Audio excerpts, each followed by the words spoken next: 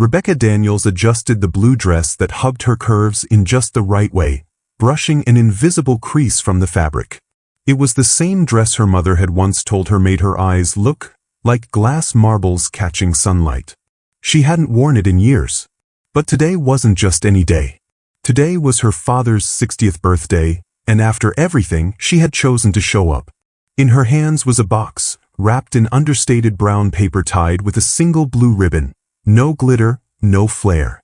Inside was a Baldwin fishing lure from the 1970s, the exact make and model her father, Thomas Daniels, had lost on their last fishing trip before her mother became sick. She had found it at a collector's shop tucked away in the corner of downtown, and when she held it in her hands, she felt 12 again, standing barefoot by Lake Wilson, her dad showing her how to cast with the precision of a seasoned angler.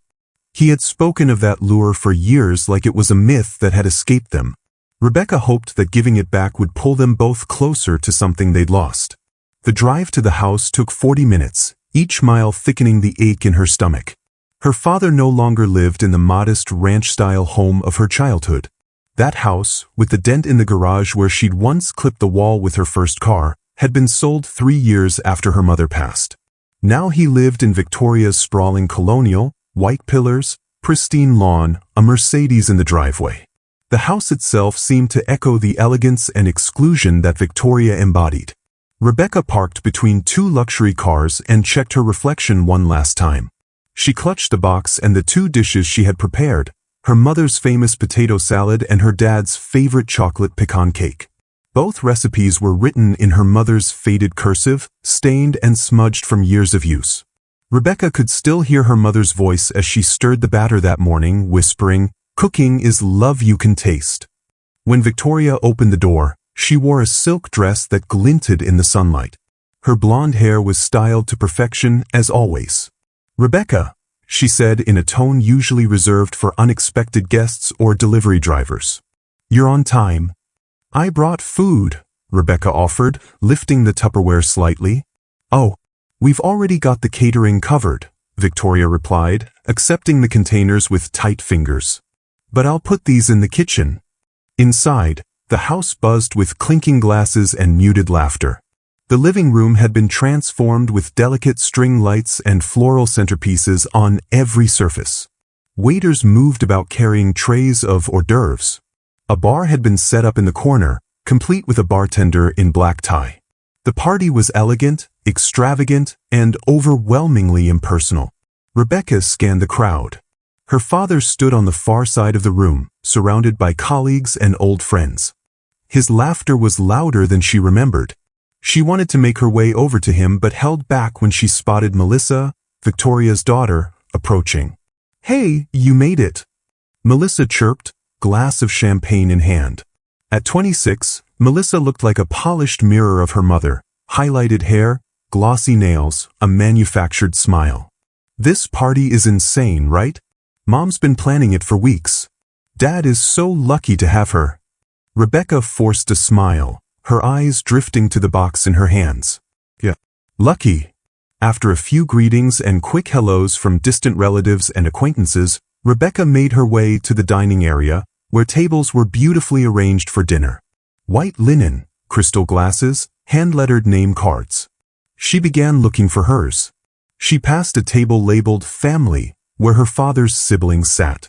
Then another for golf buddies. Finally, she reached the farthest table in the corner, near the hallway bathroom.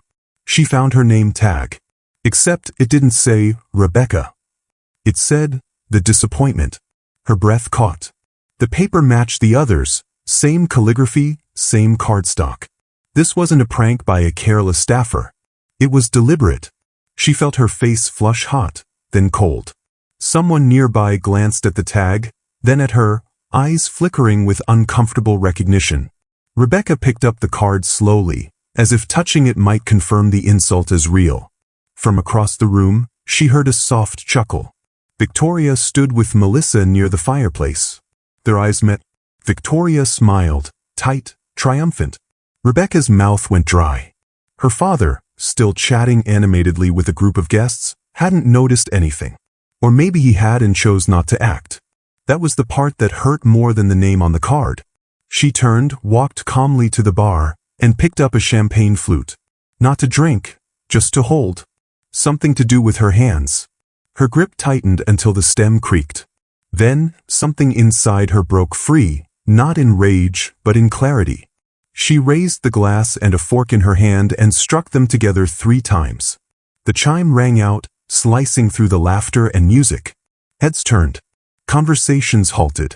Rebecca Daniels stood straight in the center of the room, wearing her mother's pearls and a dress that made her feel like she still belonged to someone. "I'd like to make a toast," she said, voice even and loud enough to carry.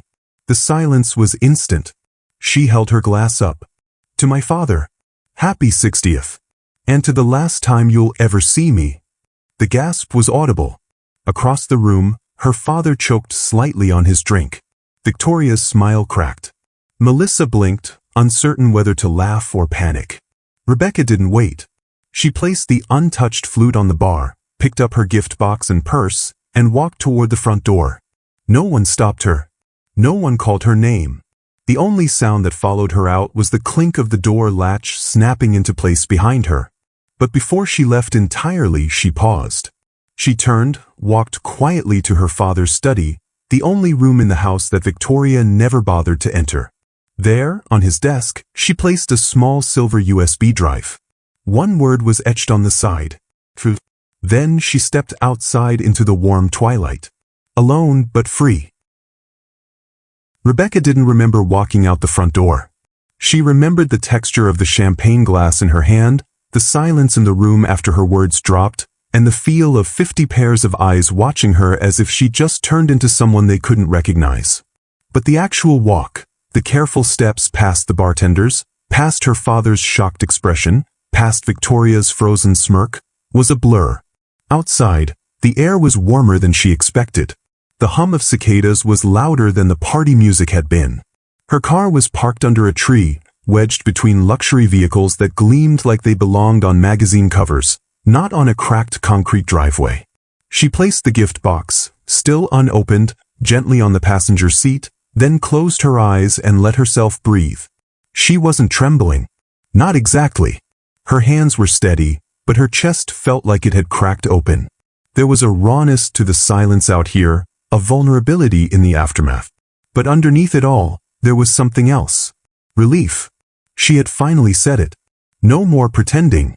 No more chasing a man who no longer showed up for her, not in the ways that mattered. Not since her mother died. Not since Victoria entered their lives like a glittering, smiling wrecking ball. But Rebecca didn't leave immediately. Not yet. Instead, she walked around the side of the house, toward a part of the home most of the guests would never see. The study. It had been her father's sanctuary once. Before Victoria took over the decorating and turned everything into glossy surfaces and neutral palettes, the study had been a mess of personality, books stacked sideways, old fishing rods leaning in a corner, a framed photo of Rebecca holding a tiny bass with both hands, her face beaming. She reached for the doorknob, almost surprised it hadn't been changed or locked. It opened with the same familiar click. The room was still intact, more or less. Victoria had left it alone, uninterested in her husband's books on engineering, his battered college textbooks, his ancient desktop computer with sticky notes around the monitor. The smell, old paper, wood polish, a hint of cedar from the desk drawers, hit her like a memory. On the desk sat a small glass paperweight her mom had once given him. It said, "Work hard. Be honest. Come home." Rebecca had forgotten it existed. She ran her fingers over the edge of it, then reached into her purse and pulled out the silver USB. Labeled in clean, etched lettering, "Truth." She placed it squarely in the center of the desk. There was no note. No dramatic flourish. Just the drive, waiting. Contained within it was everything. Screenshots of bank transfers, emails, messages Victoria never thought anyone would see. There were photos. Texts with someone saved as J. Kissmark. A detailed spreadsheet Rebecca had built herself, using her cybersecurity skills to map every transaction and foreign transfer Victoria had made from her father's retirement fund over the past 4 years. And, most damning of all, the cloud backup Victoria hadn't realized she'd synced to her husband's Apple ID, the one with location-stamped selfies taken at a hotel she claimed was a wellness retreat. A different man in every frame. Someone younger. Sometimes two men. Rebecca hadn't even known what to do with some of it, except store it, organize it, and deliver it quietly. The evidence was beyond irrefutable. It was devastating. As Rebecca stepped out of the study, she didn't look back. She didn't need to. She got in her car, started the engine, and drove with the windows down. Her phone buzzed relentlessly in the passenger seat, vibrating every few seconds. Calls, texts, voicemails, all from numbers she recognized and didn't want to see. Her father, Melissa, an aunt, even Victoria, once. She silenced it. Not because she was afraid of what they'd say, but because she already knew what they would. What she didn't know was how she'd feel the next morning, waking up in her best friend Allison's guest room, mascara smudged on the pillow, chest hollow with a kind of grief she hadn't expected. That night, Rebecca had told Allison everything. From the name tag to the USB. Her friend had listened, aghast and furious, pacing the living room like someone preparing for a courtroom cross-examination. "She called you the disappointment to your face?" Allison had whispered in disbelief. "And your dad just stood there?" "He didn't say a word," Rebecca murmured, staring down at the mug of tea she hadn't touched. "Didn't even flinch." The worst part wasn't the insult. It wasn't even Victoria's laughter afterward. It was the look on her father's face, the way his eyes met hers, held the moment for half a breath, and then turned away. That moment had broken something she hadn't even realized was still intact. Rebecca didn't sleep much that night. She lay awake staring at the ceiling, trying to decide if she was angry or just tired. Maybe both. But somewhere deep in the ache, there was clarity. She couldn't go back. That drive had been her final offering. Not just the USB, but everything. The food she made from her mother's old recipes. The lure. The pearls around her neck. The courage it had taken to walk into that house at all. She had given her father every opportunity to love her. And now she was done asking. The next day, she wrote a short email. "I need time. And space. The USB explains everything. Please respect my decision. Rebecca." Then she turned her phone to airplane mode, got in the car, and began the long drive north. She didn't know how long she'd stay in Seattle with Julia, her old college roommate, but the idea of water, of a place that wasn't soaked in old ghosts, felt right. She expected quiet. But what she got was something else entirely. 2 days later, she received a call from her Aunt Eleanor. Her father had opened the USB. He hadn't mentioned it to anyone, not even Victoria, but Eleanor had been at the house when he found it. According to her, he had gone quiet, then pale, and had stayed in his study for over 2 hours. When he finally emerged, he went straight to the master bedroom, where Victoria had been lounging in her silk robe, preparing for a day at the spa. They had argued. Loudly. The kind of fight that peels the paint off the walls. And then Victoria had screamed something that cracked everything open. "She was never your daughter. She was always Catherine's. That's why you never saw what I was trying to do." The sentence landed like a punch to the gut. Even secondhand, even days later, Rebecca felt it in her chest. Always Catherine's. As if she were an artifact. A thing to be claimed. A reminder of a life Victoria had spent years trying to erase. Eleanor had said her brother, Rebecca's father, hadn't raised his voice once. He just stood there, holding the printed screenshots in one hand and said, "You need to leave." Victoria had refused, had screamed, had thrown a glass at the wall and shattered a vase Catherine had once painted. And then finally she left. No apology. No parting words. Just the sound of her designer heels clicking down the front steps like the ending of a very long, very cruel play. Rebecca had listened to Eleanor's story in stunned silence, staring out the window of Julia's apartment at the gray Seattle sky. She didn't know whether to cry, scream, or laugh. She didn't feel vindicated. Not exactly. She felt empty. Because this was never about revenge. She didn't want Victoria destroyed. She just wanted her father to see her. And now, finally he had. But Rebecca had no idea what to do with that point. 3 days had passed since Rebecca walked out of her father's birthday party. The memory still clung to her skin like the scent of smoke after a fire, lingering, acrid, impossible to ignore. Every detail replayed itself in brutal high definition. The way her champagne glass clinked against the fork, the silence that followed her toast, and the look on her father's face. More confusion than protest, more distance than love. She had expected fallout, maybe even a firestorm. But what came next was something far more sobering. Eleanor called early on a Tuesday morning while Rebecca was sitting by Julia's kitchen window in Seattle, nursing a cup of coffee that had long gone cold. "I'm not telling you this to guilt you," Eleanor began, her voice carefully even. "But I thought you should know. Your dad was taken to the hospital last night." Rebecca's heart dropped like a stone. "What?" she whispered, standing up so fast the stool scraped across the hardwood floor. "He had chest pains and dizzy spells. They've ruled out a heart attack, but the doctor says it's likely stress-induced hypertension. His blood pressure was through the roof." Rebecca pressed a hand to her forehead, her skin suddenly clammy. "Is he okay now?" "He's stable. They're keeping him overnight for observation, monitoring him closely." "But, sweetheart, it was a close call." Rebecca didn't respond. Her mouth opened but no words came. Eleanor continued softly. "I'm not saying this is your fault. You didn't cause his stress. But everything came crashing down at once. The USB, Victoria storming out, the fight, the truth unraveling. It was a lot. For all of us." That word, truth, hung in the air like fog. Rebecca turned and stared out the window, the Seattle skyline gray and blurred by light rain.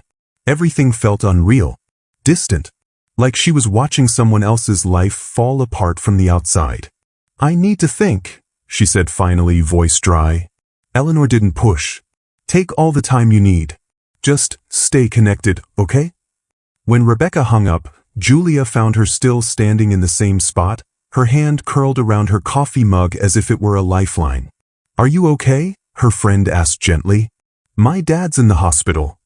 Julia's expression softened. "Oh, Beck, it's not a heart attack," Rebecca clarified quickly, as if that lessened the weight of it. "But it's bad enough." She didn't cry. Not then. Instead, she went back to bed, pulled the covers over her head, and stared at the wall until the shadows shifted and the ceiling blurred. She felt like a balloon that had finally popped, silent, sagging, emptied of air. That night, she sat on the couch with Julia and finally told her everything. Not just about the birthday party or the USB, but about the decade that had slowly eroded her relationship with her father. How Victoria had inserted herself between them with the precision of a scalpel, cutting piece by piece until nothing was left but the hollow shape of a bond that once was whole. How her father, once warm and playful, had become a man of silence and apologies. How Rebecca had built her life on the hope that one day, he'd notice again. "He didn't protect me," she said, her voice raw. "Not from her. Not even when she labeled me a disappointment in front of 50 people. Julia didn't say, he probably didn't know. She didn't say, he was grieving too. She just listened, holding the space without judgment. That weekend, Rebecca did something she had put off for years. She booked her first therapy appointment. Dr. Samantha Nelson, a trauma-informed therapist who specialized in complicated family grief, greeted her with calm eyes and a voice like still water. In that first session, Rebecca only made it 5 minutes before her throat closed up. "I'm tired," she whispered, blinking hard, "of trying, of pretending, of hoping he'll change." Dr. Nelson nodded but didn't speak, letting the silence stretch wide enough for truth to fill the room. In the sessions that followed, Rebecca began to untangle the knot of her past. She talked about her mother, Catherine, who had once been the center of their family's universe. She remembered sitting at the kitchen table while her mom peeled apples with military precision, handing Rebecca slices dipped in cinnamon sugar. "My mom held everything together," she said in one session. When she died, the whole house just fell apart.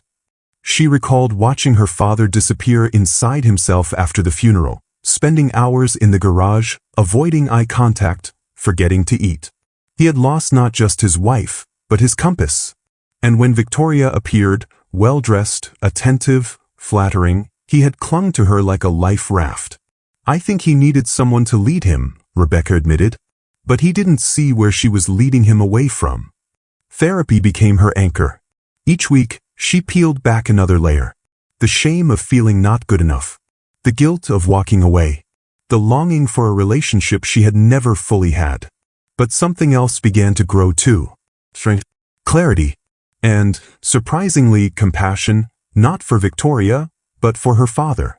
The man who had once taught her how to bait a hook, who had stayed up late helping with science fair models, who used to say, "That's my girl," with pride in his eyes. Maybe that man was still in there, buried under years of avoidance and misplaced trust. Maybe he had made terrible decisions. But maybe he was also hurting in a way he had never known how to express. One rainy afternoon in late March, Rebecca received an envelope in the mail. No return address, just her name in a handwriting she knew instantly. Inside was a letter. "Rebecca, I don't know if you'll read this. I wouldn't blame you if you didn't. But I needed to say a few things that I should have said a long time ago. You were never a disappointment. Not once. Not ever. That name tag, God, I didn't even know. I didn't see it until after you left. I can't explain what I felt when I did. But I'm not sure I'll ever forget the sound of that glass hitting the fork, or the look in your eyes when you raised it. I've lost a lot in my life. But the moment you walked out that door, I realized I might have finally lost the one thing I couldn't afford to. I saw the USB. I saw everything. And for the first time in years, I truly saw you. I'm sorry I didn't sooner. I'm seeing someone. A therapist. He's helping me understand things I never wanted to look at before. I'm trying to make changes, not for show, not because I'm lonely, but because I want to earn a place in your life again, if you'll let me. But if all you ever need is distance, I'll honor that too." Rebecca read the letter 3 times, then placed it in the drawer of her nightstand, beside her mother's old recipe cards and a photo of them fishing, long before everything went wrong. She didn't know what came next. But for the first time in a long while, she believed it might be something better. The first time Thomas Daniels walked into his therapist's office, he nearly turned around before crossing the threshold. It felt ridiculous. At 60 years old, after a long and stable career in engineering, decades of being the man who always handled things, the idea of paying someone to talk felt indulgent. Weak even. But as he sat in the beige waiting room, clutching the letter his daughter had never responded to, he realized weakness wasn't the absence of control. It was silence. And silence, his oldest companion, had nearly cost him everything. He thought back to the moment he found the USB on his desk. It sat beside the old paperweight Catherine had given him their first Christmas together. Work hard. Be honest. Come home. 3 things he once prided himself on. 3 things he had let unravel. When he opened the drive, he hadn't expected that. The detail. The clarity. The heartbreak. Victoria's betrayal had been systematic, almost surgical. But what stunned him more than the numbers, the photos, or the messages was the way Rebecca had handled it all. Quietly. Methodically. With dignity. Not revenge. She had laid the truth bare, and then she walked away. It broke him in ways that Victoria's deceit never could. That night, after she left the party, he went into their bedroom. Victoria had been unzipping a jewelry bag, and he said the words he hadn't said in a long time. "We need to talk." The fight that followed was volcanic. But when the dust settled and Victoria left, slinging her threats and accusations behind her like smoke, Thomas didn't feel anger. He felt hollow. A man standing in the ruins of a house he didn't realize was on fire. That was the night he realized silence was no longer a shield. It was a weapon. And he had been using it unintentionally against his own daughter. Dr. Martin, his therapist, was a man of few words. He didn't talk in circles or recite quotes from books. He simply listened. In that first session, Thomas sat stiffly in the leather chair, tapping his thumb against his knee. "I'm not really sure what I'm doing here," he admitted. Dr. Martin leaned back. "That's okay. We can start with what brought you in." And so, slowly, Thomas did. Session by session, he laid down the bricks he had used to build the emotional walls around him. He spoke of Catherine, how losing her felt like falling into a well with no bottom, how Victoria appeared with a rope and a flashlight and promises of rescue. He talked about Rebecca, once the apple of his eye, and how he had stopped seeing her clearly, letting Victoria's voice become louder than his own instincts. She was always strong, Thomas said one afternoon. Independent. I thought she didn't need me anymore. Or did it feel easier to believe that? Dr. Martin asked gently. Than to face how much she actually did? That question lingered long after the session ended. Meanwhile, Rebecca continued her own journey in Seattle. Therapy, quiet mornings with tea, walks along the pier where the air was cold and clean. She began writing again, just journals at first, then small essays she never showed anyone. Words helped her stitch together the parts of herself that had frayed in silence. Every Sunday between 2 and 4 p.m., her phone would buzz with a call from her father. Sometimes she picked up. Sometimes she didn't. But each voicemail was different from the last. Less guarded. More sincere. Hey, I read an article about cybersecurity breaches at regional banks. Made me think of you. You'd probably have fixed their systems in 5 minutes. I saw a young girl fishing at the river near here. She reminded me of you. Her dad didn't know how to bait a hook, was using the wrong kind of sinker. I wanted to go over and show him, but I didn't. Didn't feel like my place. It wasn't a floodgate, but it was a trickle. A consistent one. And that mattered. 6 weeks after the birthday party, Rebecca agreed to meet him. A neutral cafe, halfway between Seattle and their hometown. She arrived early, choosing a table near the window, her back to the wall. She wore a navy blouse and simple earrings. Her mother's pearls, she decided, would be for another day. When her father walked in, she saw the change instantly. He looked smaller, not in stature but in presence. Softer. Humbled. He ordered his usual black coffee, sat down, and didn't reach for a hug. Just smiled with effort. You look good, he said, then corrected himself. Healthy. Strong. Thanks, Rebecca replied cautiously. There was a pause, not awkward, just heavy with everything unspoken. I'm in therapy, he said, almost defensively. I know, Rebecca replied. Aunt Eleanor mentioned. I've gone every week. Haven't missed a session. Rebecca stirred her tea. That's good. I'm learning a lot about silence, he said, voice quieter. And what it cost us. She looked up, surprised by the clarity of his words. Dr. Martin says I've confused emotional withdrawal with stability my whole life. That I thought I was being strong by not reacting, by not showing too much. But when Catherine died, that silence, it became who I was. And I didn't know how to stop. Rebecca's eyes softened. Her voice, when she spoke, was steady. You stopped showing up. That's what hurt. More than anything Victoria ever said or did. I know. They both sat with that truth for a long moment.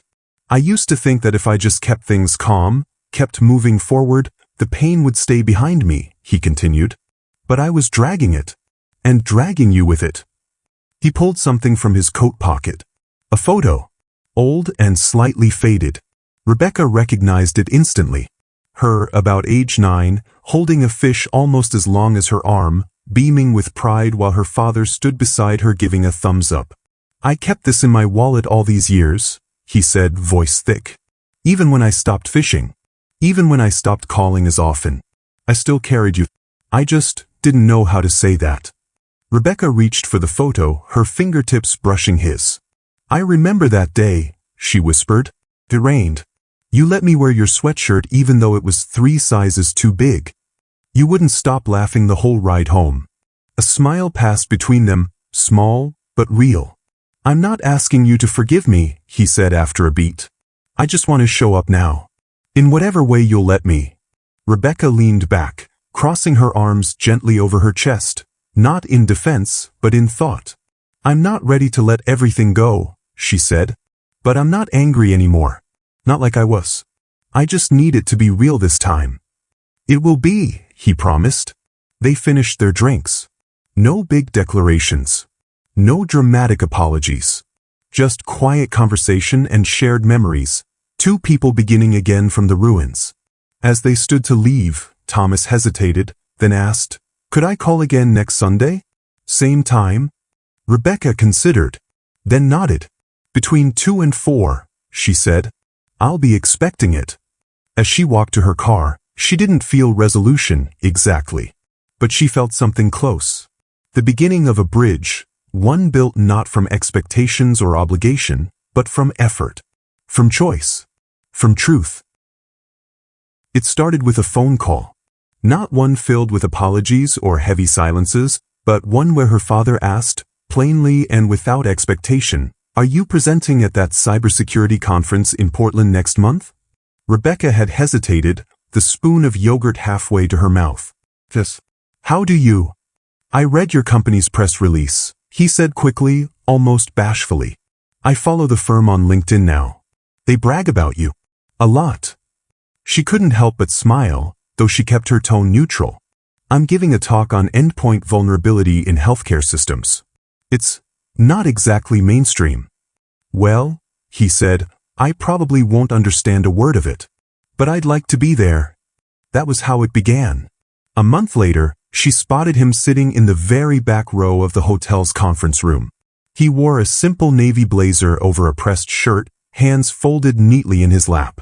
When their eyes met, he gave a small, almost sheepish wave, like a child unsure if he should be proud or stay hidden. He didn't approach her afterward. Instead, he sent a text. "Brilliant presentation. I didn't catch most of the acronyms, but you had the whole room leaning forward. Want to get dinner?" They ate at a quiet pasta place down the street. He let her order for both of them and asked thoughtful questions about her work, not to quiz her, but because he wanted to know. Really know. That night, she walked away with something unexpected. Not closure. Not comfort. Possibility. Over the next few months, their relationship unfolded slowly, like a muscle-long atrophied learning to move again. Sunday phone calls became a rhythm. Dinner once a month. A shared book they discussed over text. She still flinched sometimes, still hesitated when he spoke about the past, but the tension no longer felt like a wall, it felt like a bridge under construction. When Rebecca moved into her new townhouse, a modest 2-bedroom with creaky floors and brick walls she loved instantly, her dad offered to help. Not to pay. Not to control. Just to help.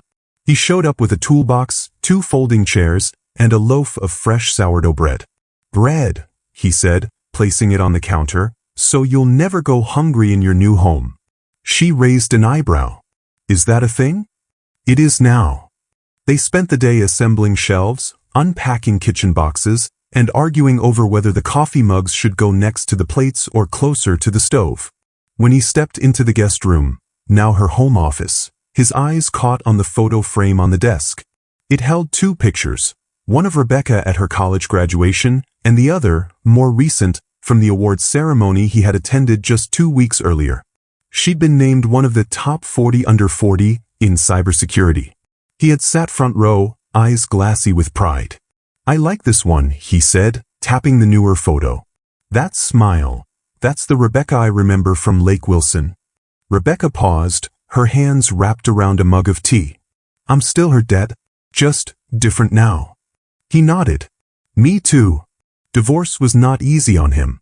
Victoria's lawyers had dragged their feet, trying to extract as much as possible, but in the end, the evidence on the USB was too overwhelming to ignore. The judge froze the remaining assets, and a forensic accountant helped her father recover most of what had been siphoned away. Rebecca didn't attend the court hearings. She didn't need to. That chapter, as far as she was concerned, was closed. What mattered more was what came after. Her father sold the colonial house and downsized to a 2-bedroom apartment overlooking the river. It wasn't fancy, but it was peaceful. Light filtered through tall windows onto his cluttered bookshelves and mismatched furniture. He added a new couch, soft, low to the ground, perfect for reading, and proudly displayed a few engineering models he had built in his downtime. He also joined a hiking group. At first she laughed. "Ooh, hiking? It's good for my blood pressure," he said, clutching a stainless steel water bottle with a retired, not expired, sticker on it. "And it turns out I like being out in the world again." He even started volunteering twice a week at a local science center, teaching kids how to build basic machines out of popsicle sticks and rubber bands. He sent Rebecca a photo once, a wide-eyed 11-year-old girl holding up a crooked bridge structure with him grinning beside her. "She reminds me of you," he wrote. "Curious, stubborn, impossible to distract." Perhaps the most meaningful change, however, came quietly. One rainy Sunday afternoon, after Rebecca had invited him over for lasagna and movie night, he stood by the bookshelf and pulled out a leather-bound journal. "I've been keeping notes," he said. She looked up from the couch, puzzled. "Notes? On what I've learned? About parenting? About grief? About you?" He flipped through the pages slowly, then stopped on one and read aloud. "Rebecca once told me silence is the loudest thing a person can hear. I didn't understand it then. I do now." Another page. "I thought loving her was enough. I didn't realize showing up was part of the job description." And another. "Healing isn't proving you were always right. It's choosing to show up even when you don't know what to say." Rebecca blinked fast, the heat behind her eyes building. "You wrote that?" "I did. For me. But also, I guess, for you." She crossed the room and took the journal, running her fingers gently along the spine. "You're trying," she whispered. "Really trying." "I am," he said. "Because you're worth it." A few weeks later, she invited him on a trip. A weekend at Lake Wilson. Not the same exact cabin, but one nearby, with a dock and an old wooden rowboat and a porch swing that creaked like an apology. He arrived with a small cooler of sandwiches, a bottle of root beer, and something wrapped in a towel. "What's that?" she asked, taking it with raised brows. He unwrapped it carefully. The vintage Baldwin fishing lure.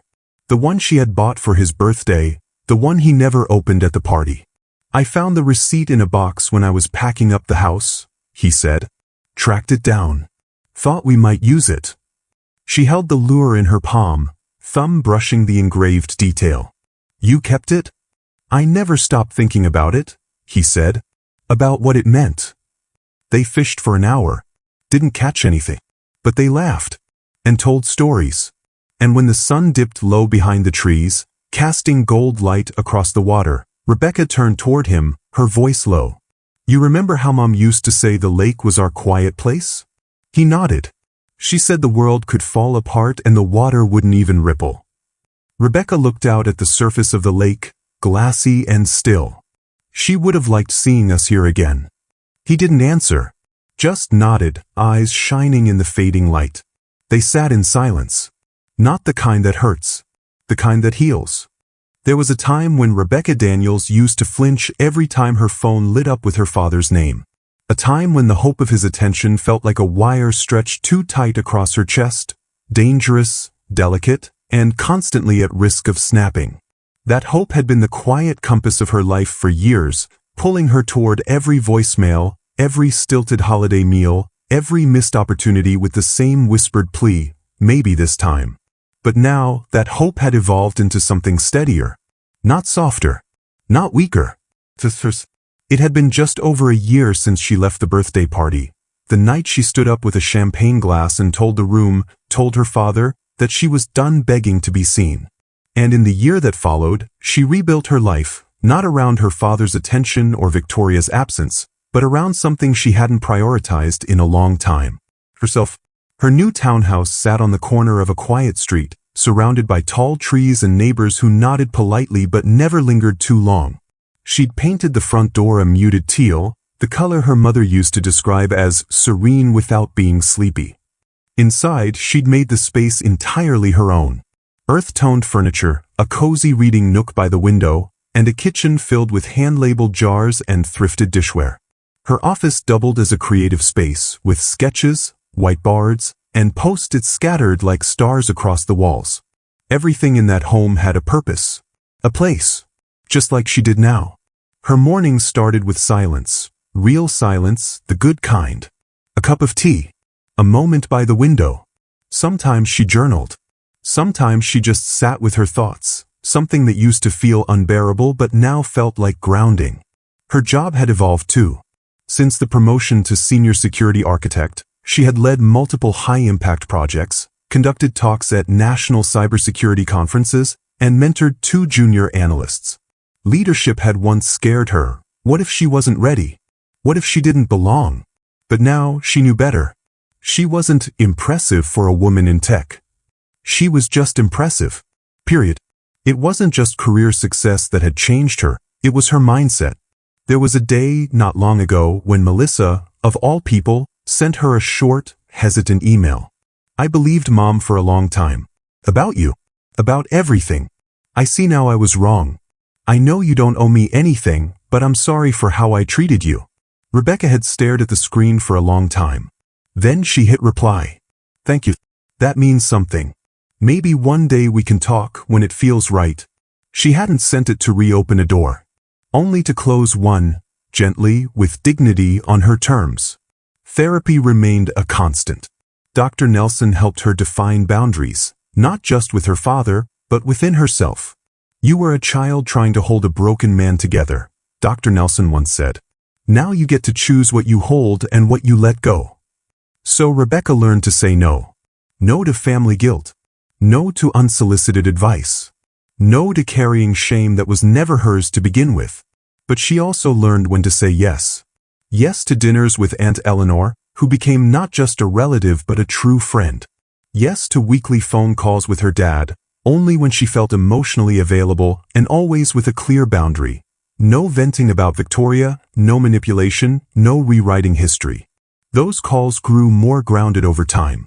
Her father had changed, not perfectly, but intentionally. He listened more than he spoke. He asked about her work, her garden, her travel plans. Once, he said something that made her pause. I used to think being a good father meant giving you things, college tuition, a reliable car, a roof. But now I think it means being someone you can count on even when you don't need anything. She didn't reply right away. Then she said quietly, that's the version of you I've always wanted to know. One of the most profound shifts came late one afternoon, standing in her living room, sorting through an old box of her mother's things. She'd avoided this box for years, afraid of the memories. But now, with the sun slanting gently through her window, she was ready.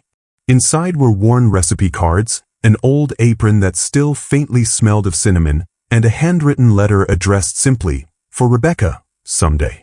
Her hands trembled as she unfolded it. Sweetheart, if you're reading this, I'm not there. And if I'm not there, I need you to remember something. Love is not something you should ever chase. It should be safe. So, consistent. Like a warm kitchen after a long day. You don't need to earn your worth through anyone else's eyes, even your father's. You already are enough.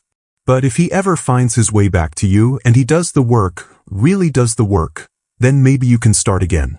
If you want to, you'll know. Until then, live your life with a full heart. Love deeply. And don't forget to laugh. You are and always have been my greatest joy. Love always. Rebecca pressed the letter to her chest, her eyes stinging.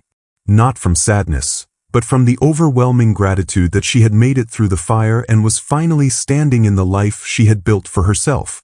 She had done what her mother asked. She had stopped chasing. She had started living. 6 months after her father's divorce was finalized, he invited her to his new apartment for dinner. Not a grand gesture. Just tacos and a movie. When she arrived, he was already in the kitchen, struggling to dice an onion with way too much enthusiasm. You're cooking now? She teased. I joined a community cooking class, he said proudly. Last week I learned how to make risotto. It was terrible. This week, tacos. They ate on the couch, a casual warmth between them. He didn't try to impress her. He just showed up. At one point, during a lull in the movie, he turned to her. Do you think Mom would have been proud of me now? Rebecca didn't answer right away. Then she looked at him, not the man who disappeared after her mother's death, not the one who stood silently by while his wife waged a quiet war against his daughter, but the man who had owned his mistakes, humbled himself, and chose growth. I think she'd be proud that you finally came home, Rebecca said, even if it took a while. There's a kind of peace that comes not with resolution, but with acceptance. Rebecca had stopped needing her father to be perfect. She had stopped waiting for old wounds to disappear. Instead, she had learned to honor them, to grow around them, like trees that twist around steel fences but keep growing anyway. In her home now sat 2 photos side by side on the fireplace mantel. One was of her mother holding Rebecca at age 6, both of them laughing with their eyes closed. The other was more recent, her and her father standing side by side at a local charity gala she'd spoken at. He was smiling in that same familiar way, his arm wrapped gently around her back, pride shining through every line in his weathered face. Rebecca was no longer the girl hoping to be chosen. She was the woman who chose herself. And in doing so, she made space for others to meet her not in her shadows, but in her light. The house was humming with life. Soft jazz music filtered through open windows. The scent of baked garlic bread mingled with the delicate sweetness of lavender-scented candles. Friends mingled around charcuterie boards and twinkling fairy lights. Laughter spilled from the living room, the patio, the stairs, even from the hallway, where someone had accidentally spilled a glass of wine and cleaned it up with such exaggerated panic that it became the joke of the evening. Rebecca Daniels stood at the center of it all, barefoot, wine glass in hand, surrounded by love she had grown, not inherited. It had been exactly 1 year since she moved into the townhouse, the first space that was truly hers, built on her terms. Tonight was her housewarming party, not just in name, but in spirit. It wasn't about furniture or food. It was a declaration. I've made it. I'm whole. I'm home. She wore a simple green wrap dress. Her hair was pinned back casually, and the only jewelry she wore was a delicate silver necklace her mom had gifted her at 16. She felt strong, grounded, not because she had everything figured out, but because she had finally learned to live without needing to. Around the corner, near the bookcase where her diploma quietly sat beside a framed drawing of her and her mother fishing, someone tapped a fork against a glass. It was her father. He stood taller now. Not physically, age had softened his posture, but in presence, in energy. The once guarded man who had hidden behind routine and silence now looked comfortable in his own skin.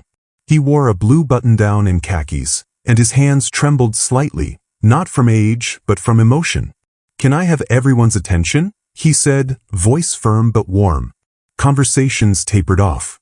The clink of glasses paused. All eyes turned toward him. "I'll keep this short," he said. "My daughter told me she wanted this party to be informal. No speeches, Dad. But I'm an old man, and I like to break rules when they matter." Laughter rolled gently through the room. Rebecca smiled, arms folded. He turned to her. "Rebecca, this place is beautiful. It's a reflection of everything you are, elegant, honest, and rooted in strength.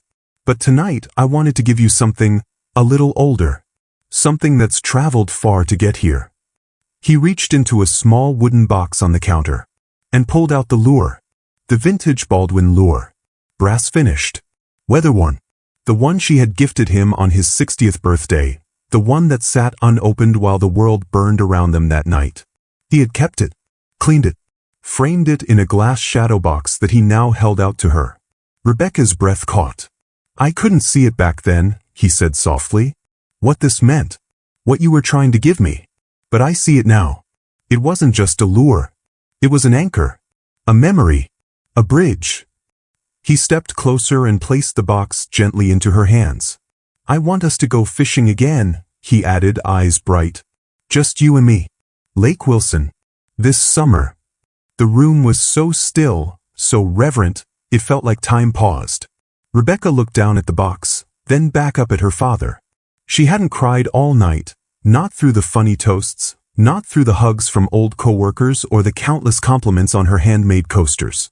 But now her vision blurred, because the little girl who had once sat at the edge of Lake Wilson, legs dangling off the dock, waiting for her dad to notice her catch, she finally felt seen. Rebecca took a breath. "Okay," she said. "Let's go fishing." Applause broke out. Not wild, not performative. Just full-hearted, spontaneous clapping that filled the room with warmth. Rebecca hugged her father, and he held her with a gentleness that didn't apologize, it honored. Later that night, when the guests had left and the music had dimmed, Rebecca sat alone on the back patio, the cool evening breeze brushing her skin. The shadow box rested beside her. She ran her fingers over the glass, then opened it and lifted the lure into her hand. It felt heavier now. Not in weight, but in meaning. So many years had passed between the day it had fallen into the lake and the day she found its replica in a dusty collector's shop. So much silence. So much longing. And now peace. Her father joined her quietly, 2 mugs of tea in hand. "Chamomile," he said, offering one. She smiled. "You remembered." "I'm trying to remember the right things now," he replied, settling into the chair beside her. They sat in companionable silence for a while. No rush. No pressure. Just a father and a daughter, 2 people who had lost each other for a while, but never completely. After a few sips, he said, "You know, when you were little, you used to narrate our fishing trips like you were filming a documentary." Rebecca chuckled. "I thought I was the next David Attenborough." You'd say, and here we see the elusive smallmouth bass, evading her prey with cunning and grace, in this fake British accent. They both laughed. It felt effortless now. Like the weight of the past had finally exhaled. "I used to think I had to fix everything to be a good father," he continued. "To give you answers. A plan. Something solid to lean on. But I've learned, being present, listening, that's what matters. That's what I missed for too long." She didn't correct him. Didn't remind him of all the times he didn't show up. Because she knew now, he was showing up now. And that was what counted. "You taught me something too," she said. "That people can change.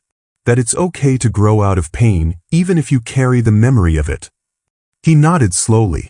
"Do you think we can ever really make up for the lost time?" Rebecca looked at him, eyes soft but sure. "No," she said honestly. "But we can honor what's left of it." The wind picked up slightly, rustling the leaves. Somewhere in the distance, a wind chime sang a delicate tune. Rebecca turned to him, suddenly grinning. "You do realize this means I'm waking you up at 5 in the morning when we go fishing, right?" Her father groaned dramatically. "What? Why not 10? "Because the fish sleep in after that," she teased. They laughed again and Rebecca realized, this moment, this porch, this peace, it wasn't about making up for the past. It was about being. It was about choosing to show up, not because you were expected to, but because you wanted to. Because healing didn't erase pain. It grew around it. And in that growth, she had built something extraordinary. A life of her own. A home. And a bond, not perfect but real. The next morning, before the sun rose, Rebecca found a note on her kitchen counter, scribbled in her father's blocky handwriting. "Gone to buy fishing licenses. Pack the sandwiches. We're making up for lost casts." But she smiled, holding the note to her chest, and whispered to the empty kitchen, "We're going home." It wasn't the grand moments that Rebecca Daniels remembered most a year after everything changed. Not the awards, the speeches, or even the night her father finally showed up with the fishing lure in hand. It was the quiet things. The slow walks around her neighborhood as the leaves changed color. The click of her front door closing after a long, honest conversation.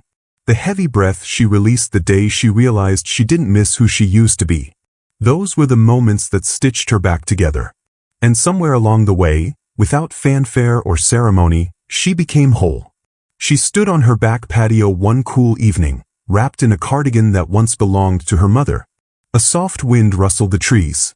The sun had dipped low behind the rooftops, casting a golden glow that made even the cracks in the sidewalk look intentional. In her hands, she held a small leather-bound notebook, the same one she had used throughout therapy. Its pages were worn, its spine gently frayed. But it had been her mirror when her reflection felt too distorted to face. She flipped to the final page. Waiting. And she wrote, "Sometimes healing doesn't come from fixing what broke. It comes from walking away.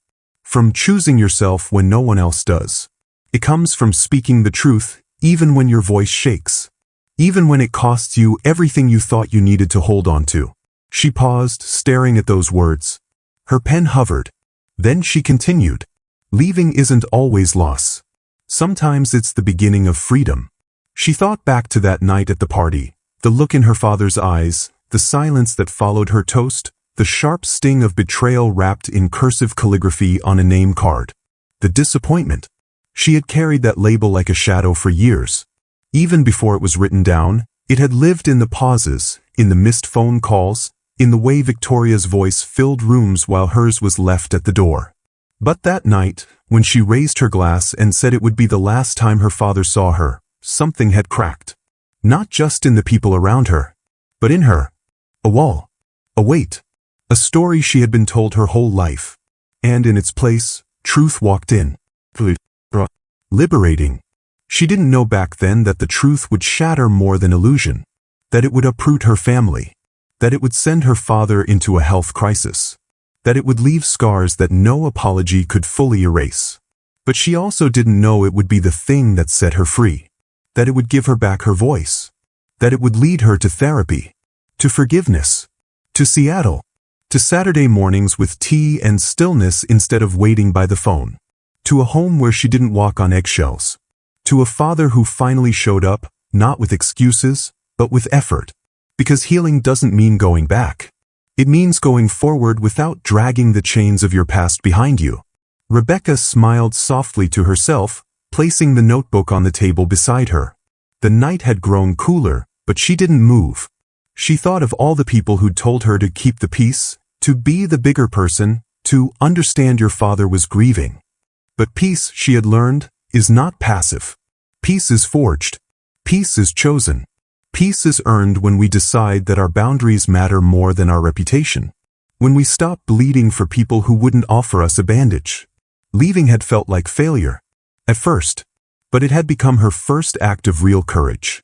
Her father had changed. Truly. And not because she had demanded it. He had begun the work on his own terms, and more importantly, he had kept at it. There were still moments when guilt flickered in his eyes, when he hesitated before speaking, unsure if his words would land as they used to. But he listened now. Fully. And when he made mistakes, he didn't retreat. He acknowledged them. One afternoon, as they walked around Green Lake, he stopped mid-sentence and turned to her. "You know," he said gently, "I spent years thinking I was protecting you by keeping things normal. But normal isn't the same as safe, is it?" "No," Rebecca said. "It's not." And that was enough. No lectures. No defensiveness. Just truth. Shared between two people who once didn't know how to speak it aloud. Rebecca had learned to live with the gaps. She didn't pretend the past hadn't left bruises. She didn't erase the years where birthdays passed without calls, or when silence greeted every accomplishment. But she honored them differently now. She honored the girl who kept showing up anyway. Who brought a vintage lure to a party full of people who never saw her. Who left the room, but not before leaving behind a USB full of facts, because she had always believed truth matters. She had walked through fire. And she had come out not as someone unburned, but as someone reborn. That summer, she and her father finally returned to Lake Wilson. The dock had changed, new wood planks, newer boats. But the water was the same. Still, patient, timeless. They fished for hours, barely catching a thing. But that wasn't the point. They told stories. Shared silence. Let memory drift between them like wind over water. At one point, her father held up the lure. The real one this time, not a replica. "I found it," he said. "The original. A diver found it wedged in the reeds years ago and sold it online. Took me 6 months to track it down." He handed it to her. She turned it over in her palm. It was worn. A little rusted. But it was real. Like them. Imperfect. Salvaged. Worth keeping. Later, as they packed up to leave, he asked, "Do you ever wish none of it happened?" Rebecca paused. Then shook her head. "No. Because if it hadn't, I might still be waiting for someone to save me." She zipped her bag. "Now I know I can save myself." He nodded, voice quiet. "And now I get to walk beside you, not ahead." That, more than any apology, was what she had waited to hear all her life. Not "I'm sorry, but I see you. I respect you. And I'm here." As the sky dimmed and the stars blinked into view, Rebecca felt a calm settle over her she had never known before. Not happiness. Not triumph. Just peace. Earned. Fought for. And finally lived. Because sometimes the bravest thing we can do is walk away. And the wisest thing? Know when to walk back in.